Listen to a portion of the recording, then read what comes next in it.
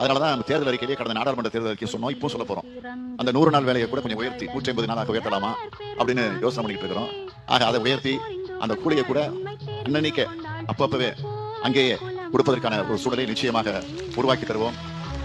எதிர்கட்சி சொல்வது 100க்கு 100 உண்மை, நான் மறுக்கல. அவன் நாங்கள் எதிர்பார்த்தோம், நாங்கள் இந்தியா கூட்டணி ஆட்சிக்கு வரணும்னு எதிர்பார்த்தோம், வரல.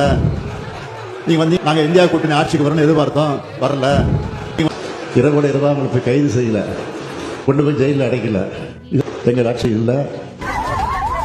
சென்னை மாநகராட்சி தூய்மை பணியாளர்கள் மாநகராட்சி அலுவலகம் அமைந்துள்ள ரிப்பன் மாளிகையில் கடந்த 13 நாட்களாக போராட்டம் நடத்தி வந்த நிலையில் நள்ளிரவில் அவர்களை போலீசார் கைது செய்துள்ளனர். போராட்டத்தில் ஈடுபட்டவர்களை வலுக்கட்டாயமாக இழுத்துச் சென்று வாகனங்களில் ஏற்றியிருக்கிறார்கள். இதில் சில பெண்கள் மயங்கி விழுந்திருக்கிறார்கள், பலருக்கு அடி உதை விழுந்திருக்கிறது. தமிழ்நாட்டை பொறுத்தவரை சொல்லணும்னா, தமிழ்நாட்டுக்கே எல்லாம் போகுதுன்றதை இப்ப எல்லா மனிதரும் போட்டி போட தொடங்கிட்டாங்க.